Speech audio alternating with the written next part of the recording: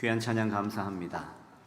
우리 옆 사람하고 이렇게 인사하겠습니다. 당신이 있어 행복합니다.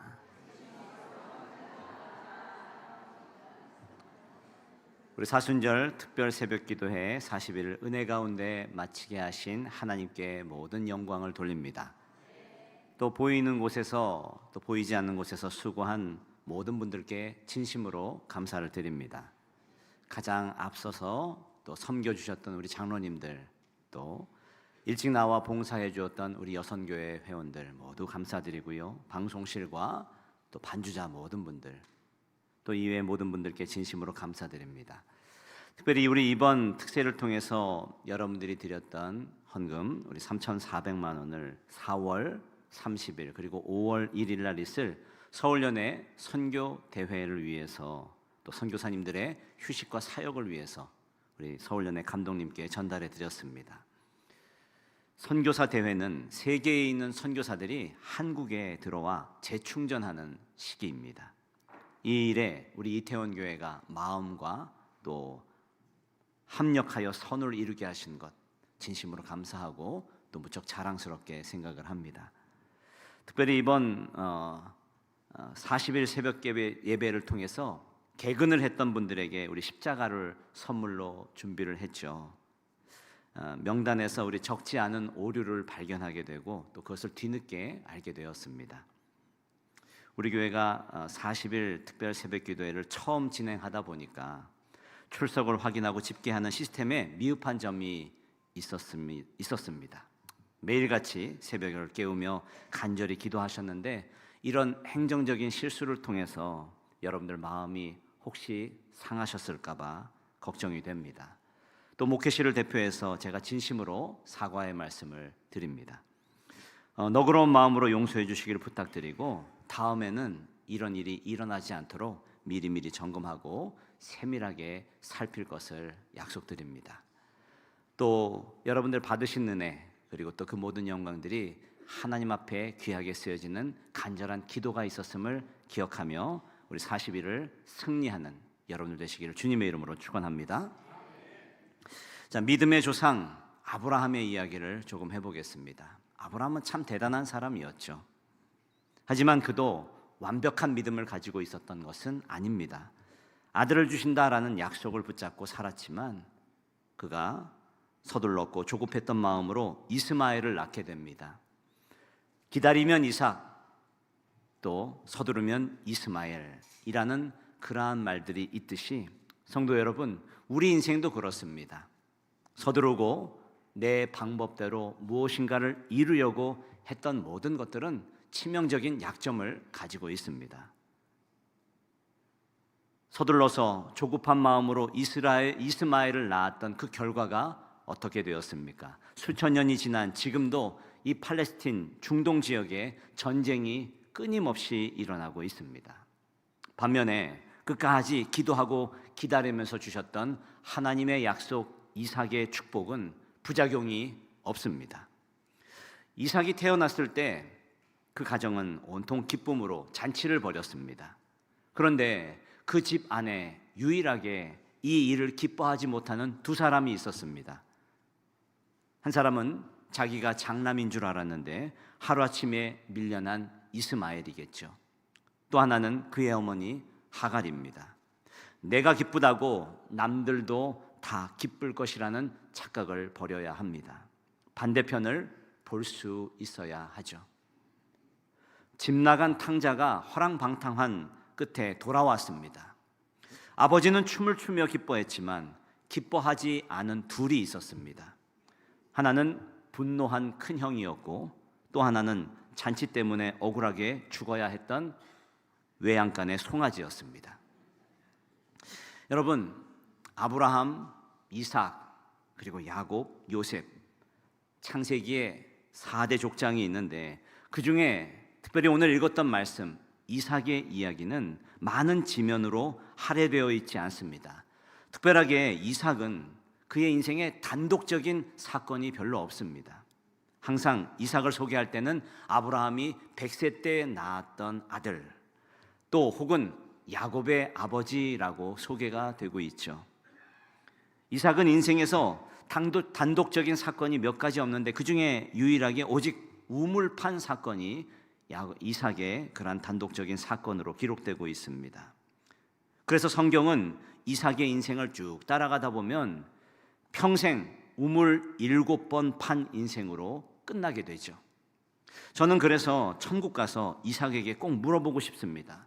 정말 우물만 파다가 오셨냐고 물어보고 싶습니다. 그러나 이 사건을 통해서 우리가 분명히 주시는 메시지는 너무나 강렬합니다. 고대 중동 사회에 우물이라고 하는 것은 굉장히 중요한 가치를 가진 것입니다. 당시 우물은 현대로 말하면 지금은 오아시스가 되겠죠. 우물을 판다고 나오는 것이 아닙니다. 100개를 파도 하나가 나올 수 있을지 없을지, 그러나 일단 우물이 나오기만 하면 경제적인, 사회적인 가치, 생활의 중심지, 문화의 중심지가 되고 온 가족이 목숨을 걸고 지켜야 하는 귀중한 경제적인 가치가 있었습니다. 자, 그런데 이삭은 이상하죠. 묘하게 우물만 파면 우물이 터졌습니다. 저는 이것이 하나님의 은혜요, 복인 줄 믿습니다. 바라고 원하는 것은 여러분의 인생 가운데 우물을 팔 때마다 터져나오는 하나님의 은혜가 임하기를 주님의 이름으로 축원합니다. 자, 그러면 여기가 어딘데 이렇게 우물이 나왔을까? 오늘 1절 말씀을 한번 앞을 보면서 같이 읽어보겠습니다. 아브라함 때 첫 흉년이 들었더니 그 땅에 또 흉년이 들매 이삭이 그랄로 가서 블레셋 왕 아비멜렉에게 이르렀더니. 아멘. 이삭이 살던 가나안에 흉년이 왔어요. 그러나 처음이 아닙니다. 그 아버지 아브라함 때도 흉년이 있었습니다. 흉년이 들면 땅을 옮긴다, 이사를 간다, 우리는 잘 이해가 안 되지만 가나안 땅의 흉년이라고 하는 것은 어마어마한 그러한 어려움입니다. 자, 가나안의 흉년은 가을비가 안 오는 것인데 우리말로 하면 봄비가 안 와서 파종, 모내기를 못했다, 그런 의미입니다. 여러분, 봄에 모내기를 못하면 가을에 거둘 것이 없죠. 그 다음 봄까지 기다려야 하는데 그 봄에는 다시 파종을 하게 되면 다음 해 가을까지 기다려야 합니다. 즉, 한 번 비가 오지 않으면 2년 동안 굶주리는 인생을 살게 됩니다. 그래서 땅을 버리고 이전을 하는 것이죠. 아브라함은 흉년 때마다 애굽으로 내려갑니다. 거기에는 나일강이 있으니까요. 이삭도 아버지와 똑같이 애굽으로 도피를 하려고 할 때에 하나님께서 이삭을 막으십니다. 가지 말아라. 이삭은 예 하고 순종하며 그곳에 머무르고 정착하게 됩니다. 그곳이 어디이냐? 오늘 성경을 보니까 그랄 땅이라고 하였습니다. 자, 그랄은 이스라엘 지역의 최남단에 있어요. 가나안 땅의 국경지대입니다. 그랄은 애굽도 아니고 이스라엘도 아닌 그 묘한 중간지대입니다. 그랄에 머물렀다라는 의미가 무엇일까? 그랄에 정착했다라는 의미가 무엇일까? 그랄은 순종의 자리도 아니고 불순종의 자리도 아닌 그 중간 회색지대를 말합니다. 즉, 약속의 땅도 아니고 이방 땅도 아닌 그 중간 어디쯤. 오늘 우리의 신앙으로 말하면 그랄은 위치적으로는 가나안입니다. 그러나 심정적으로는 애굽을 바라보는 땅, 순종의 사각지대, 순종과 불순종의 중간, 그 어디쯤을 말하는 것이죠. 오늘 이 그랄을 통해서 우리에게 주시는 메시지 3가지를 살펴보고자 합니다.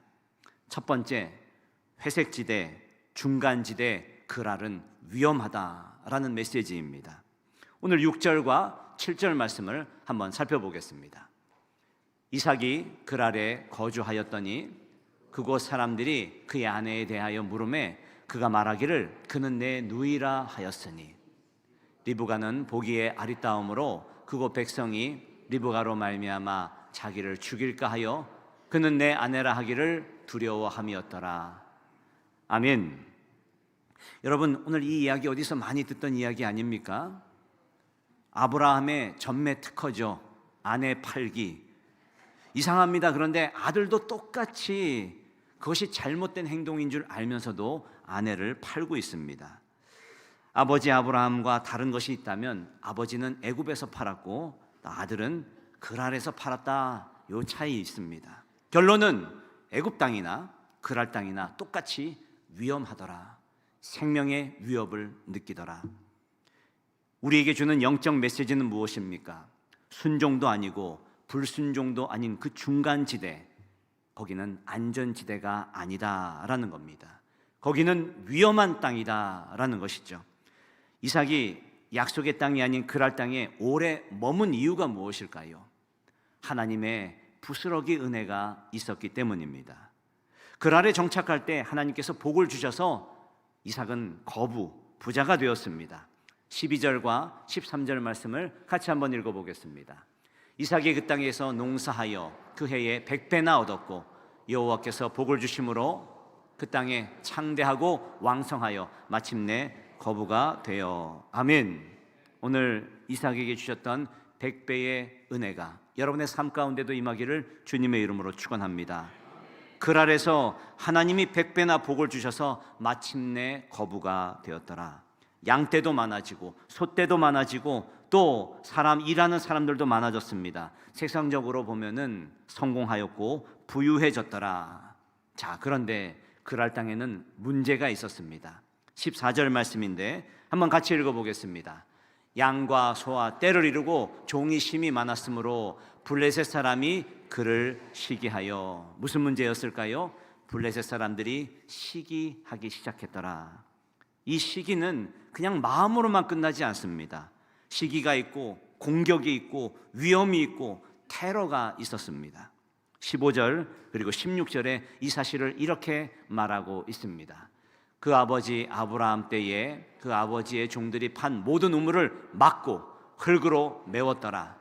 아비멜렉이 이삭에게 이르되 내가 우리보다 크게 강성한즉 우리를 떠나라.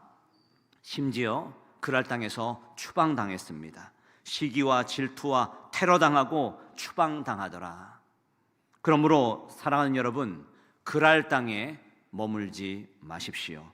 하나님의 약속의 땅으로 돌아오라라는 이 하나님의 음성을 들으시기를 주님의 이름으로 축원합니다. 자, 그러면 우리가 머물러야 하는 땅은 어디입니까?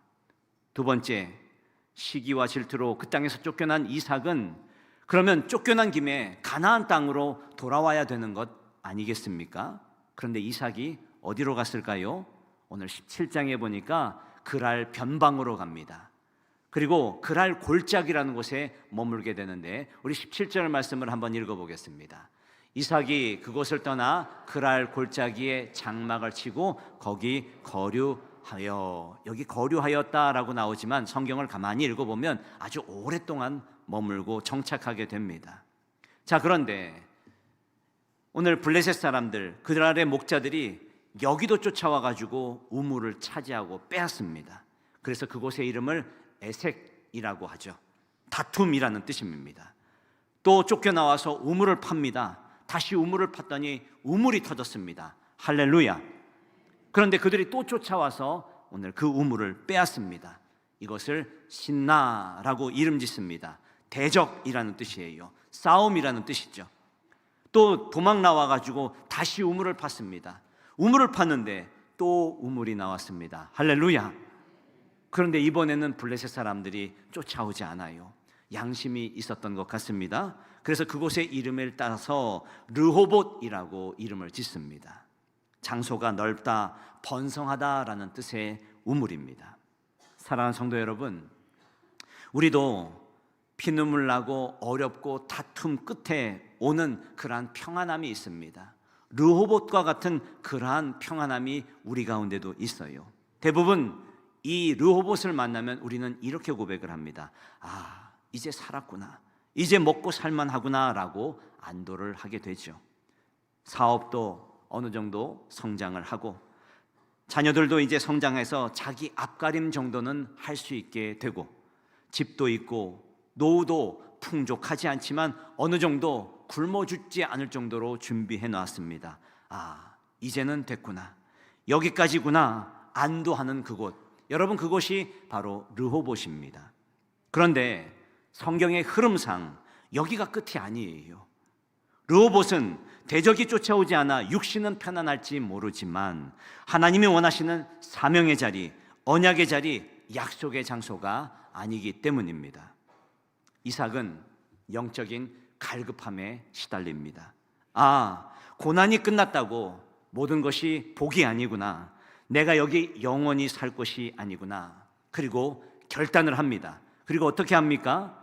기껏 파놓은 우물을 다 과감하게 버리고 하나님의 인도하심을 따라 가게 되죠. 그곳이 바로 브엘세바입니다. 성경의 23절 말씀을 같이 한번 읽어보겠습니다.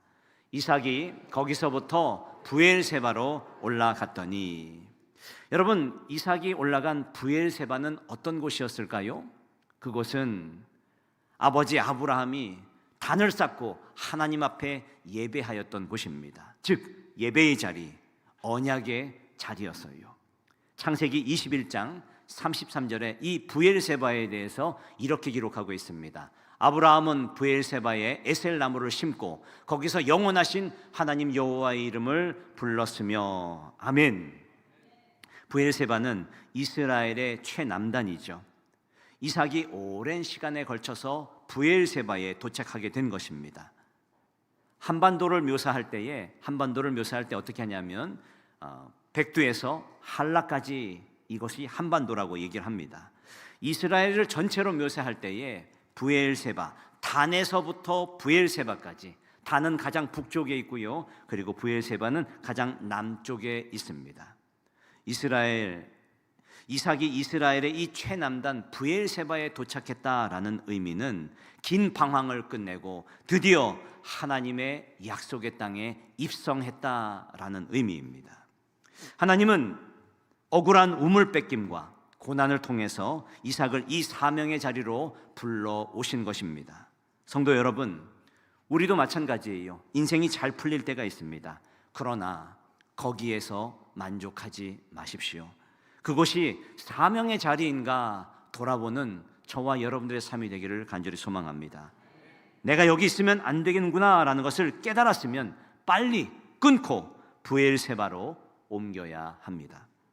신앙은 자리 싸움이에요. 자리를 지키는 싸움입니다. 이 자리가 내 자리인가? 내가 생명처럼 지켜야 하는 자리인가?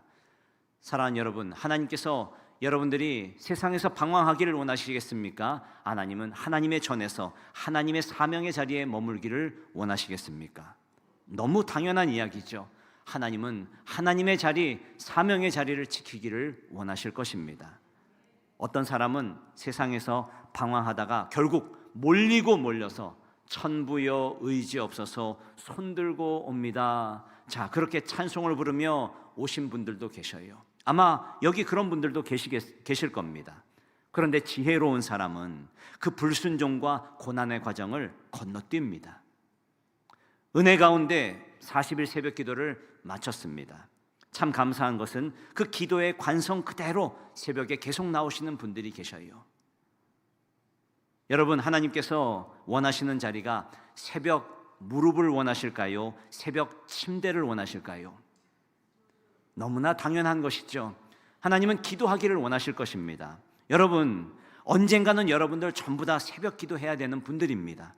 그런데 거기까지 오기가 아주 오래 걸리는 분들이 계시는 반면에 어떤 분들은 이번 기회에 아주 그냥 새벽 예배를 시작하시는 분도 계시더라. 순종도 아니고 불순종도 아닌 어정쩡한 곳에 머물지 마십시오.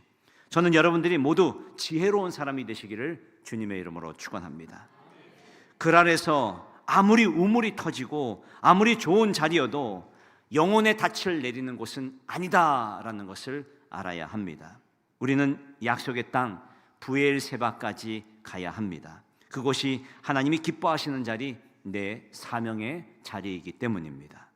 자, 마지막, 하나님의 약속의 땅에 머물 때에 우리에게 주시는 두 가지의 복이 있습니다. 브엘세바에 왔습니다. 그때 어떤 일이 일어나느냐?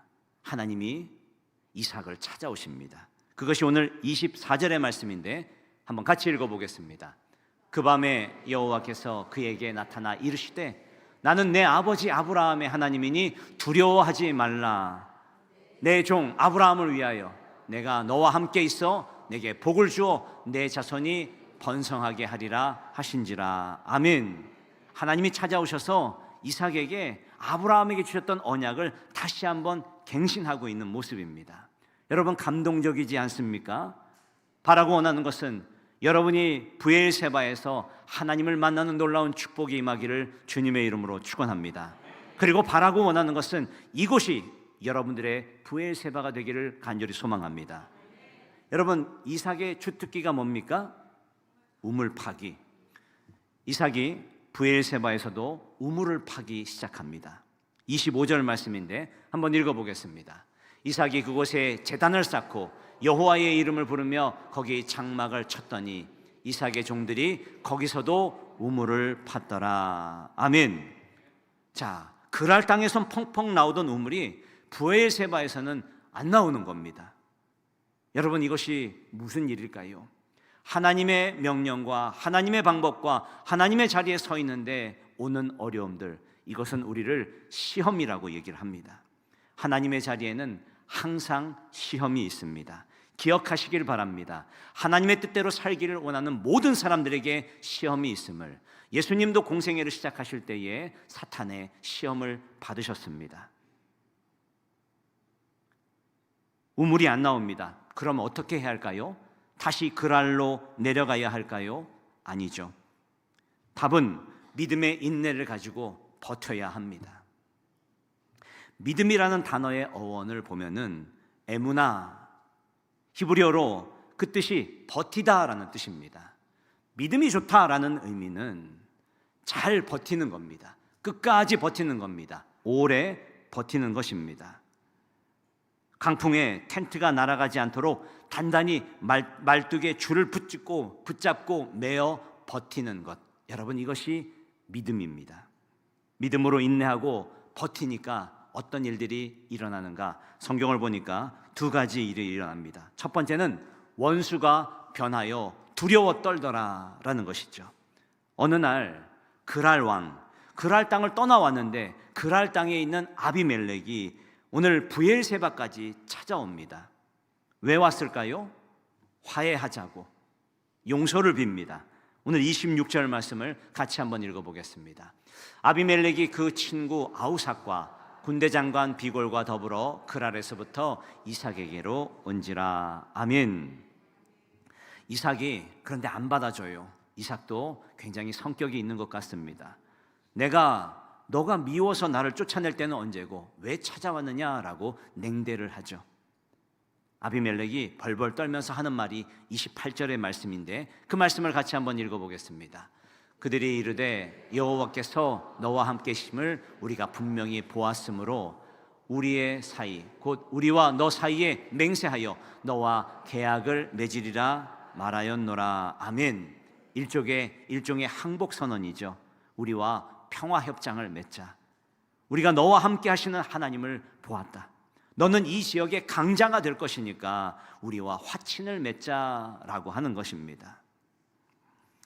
한 군목 출신의 목사님이 설교에서 이런 간증을 하셨습니다. 처음 군목을 부임을 하자 연대장, 대대장 등 최고의 관부들이 환영식을 해주었어요. 분위기가 무르익고 군대 회식 특유의 술잔이 돌기 시작합니다. 술잔이 가득 채워가면서 원샷을 하는 것인데 꼭 군목 목사님 차례에 오면은 술잔이 멈추는 겁니다. 분위기가 흐름이 끊어지니까 험악해지기 시작했습니다. 옆에 있던 간부가 툭툭 치면서 그냥 눈 딱 감고 한 잔만 마셔라고 얘기를 합니다. 결국 환영의 분위기는 엉망이 되었습니다. 자, 그러면서 연대장이 나가면서 이렇게 말을 했습니다. 이번엔 진짜가 왔어. 여러분, 이것이 세상의 속마음입니다. 우리 교인들이 언제 조롱받습니까? 내가 서 있으면 안 되는 자리에 서 있을 때 세상 사람들은 손가락질함을 여러분 잊지 마십시오. 그러면 세상이 그리스도인들을 언제 두려워합니까? 하나님의 자리, 하나님의 사명의 자리에 깊이 뿌리 내리고 어떤 일이 있어도 흔들리지 않는 믿음으로 버텨나갈 때 세상 사람들은 오늘 그리스도인들을 부러워하고 존경하고 두려워할 것입니다. 그러므로 여러분, 사명의 자리를 찾으십시오. 하나님이 우리에게 세상의 원수를 멸할 수 있는 권세를 주실 것입니다. 자, 두 번째, 버티고 버텼더니 드디어 우물이 터졌습니다. 할렐루야. 32장 말씀을 한번 읽어보겠습니다. 그날에 이삭의 종들이 자기들이 판 우물에 대하여 이삭에게 와서 알리어 이르되 우리가 물을 얻었나이다 하매 아멘. 마침내 우물이 터졌습니다. 우리 하나님은 이런 분이세요. 우리 하나님이 물을 안 주실 리가 없지 않습니까? 믿음으로 버티니 원수를 멸할 수 있는 권세를 주셨고 꿈에도 그리던 우물이 터져 나왔습니다. 그래서 오늘 그곳을 세바, 부엘세바라고 이름하였더라. 33절 말씀을 같이 한번 읽어보겠습니다. 그가 그 이름을 세바라 한지라 그러므로 그 성읍 이름이 오늘까지 부엘세바더라. 아멘. 부엘이란 뜻은 우물이란 뜻이고 세바라는 뜻은 맹세하다, 항복하다라는 뜻입니다. 자, 부엘세바가 주시는 두 가지 의미가 있죠. 하나님이 축복을 갱신하셨다는 의미의 맹세의 우물이라는 뜻이 있습니다. 두 번째는 대적들이 두려워 떨고 항복했다는 항복의 우물이라는 그러한 의미도 있습니다. 그래서 이스라엘은 부엘세바라는 말만 들어도 가슴이 벅차오르는 것입니다. 하나님이 원하시는 자리에 서 있기만 하면 하늘의 복과 땅의 복을 주시는 곳, 그래서 그곳이 부엘세바가 되더라. 바라고 원하는 것은 오늘 이곳이 여러분들의 부엘세바가 되기를 주님의 이름으로 축원합니다. 그러므로 부엘세바까지 나아가십시오. 그랄 땅, 순종도 아니고 불순종도 아닌 그 중간 어디쯤에 머물러 있지 마십시오.